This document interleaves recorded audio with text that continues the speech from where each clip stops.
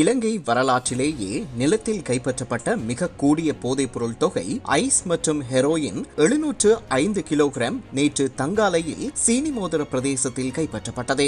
இந்த கைப்பற்றுதலின் போது இதனுடன் தொடர்புடைய நபர்கள், கட்டிடங்கள், வாகனங்கள், உபகரணங்கள் உட்பட உட்கட்டமைப்பு வசதிகளை ஆராயும் போது இது நீண்ட காலமாக நன்கு திட்டமிடப்பட்டு செயல்படுத்தப்பட்ட ஒரு விடயமாகவும், இது கட்டாயமாக அரசியல்வாதிகளினதும் அரச இயந்திரத்தினதும் அனுசரணையும் ஆசீர்வாதமும் தேவை என்பதும் வெளிப்படையாக தெரிகின்றது. அப்படியானால் இந்த அனுசரணையையும் ஆதரவையும் வழங்கிய அரசியல்வாதிகள் யார்? இந்த தங்காலை பிரதேசம் இலங்கையில் மிக பிரபலம் வாய்ந்த ராஜபக்ஷ குடும்பத்தினரதும் அவர்களின் மொட்டு கட்சியினதும் கோட்டையாக விளங்கிய பிரதேசமாகும். இக்கட்சியை சேர்ந்த இப்பகுதியில் வசிக்கும் அண்மையில் நடைபெற்ற பிரதேச சபை தேர்தல் வேட்பாளரான சம்பத் மனம்பேரி என்பவர் சில தினங்களுக்கு முன்னர் ஐஸ் போதைப்பொருள் கொள்கலன்களை மறைத்து வைத்திருந்த குற்றச்சாட்டின் பேரில் சந்தேக நபராக போலீசாரால் தேடப்பட்டு நீதிமன்றத்தில் சரணடைந்திருந்தார். ஆகவே எமது சமுதாயத்தை சீரழிக்கும் இந்த போதைப்பொருள் வியாபாரத்தை முன்னின்று நடத்துபவர்களையும்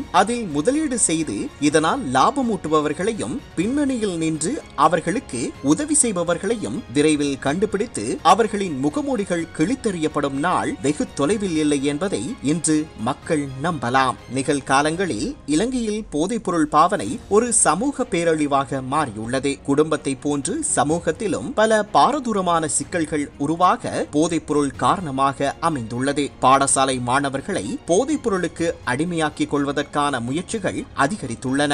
இந்த போதைப்பொருளுக்கு அடிமையானவர்களும் அவர்களின் குடும்பத்தினரும் உற்றார் உறவினர்களும் அடையும் துன்ப துயரங்கள், அவமானங்கள், வடிக்கும் கண்ணீர் சொல்லில் அடங்காதவை.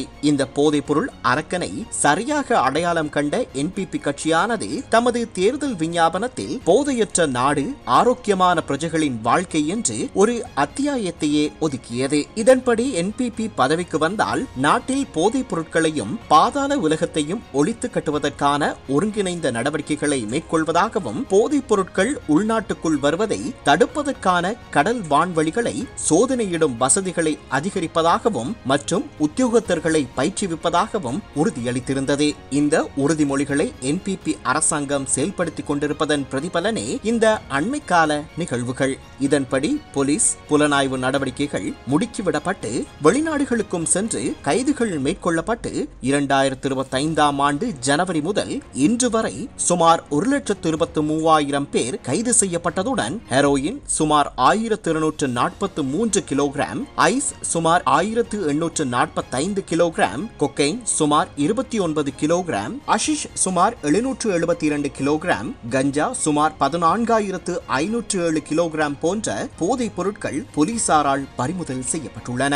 ஆகவே நாட்டை பீடித்துள்ள போதைப் பொருள் பாவனை என்ற தொற்று நோயிலிருந்து நாட்டை மீட்டெடுக்க ஜனாதிபதி அனுரகுமார திசாநாயக்க தலைமையில் என்பிபி அரசாங்கம் மேற்கொள்ளும் நடவடிக்கைகளுக்கு எமது கௌரவத்தை செலுத்துவதுடன் இது தொடர்பில் எமக்கு தெரிந்த தகவல்களை இப்போது பயமின்றி போலீசாரினால் வழங்கப்பட்ட தொலைபேசி இலக்கங்களுடன் தொடர்பு கொண்டு வழங்கி இந்த போதைப்பொருள் பாவனை தடுப்புக்கு அரசாங்கம் மேற்கொள்ளும் நடவடிக்கைகளுக்கு பூரண ஒத்துழைப்பை வழங்குமாறு நாம் பொதுமக்களை கேட்டுக்கொள்கின்றோம்.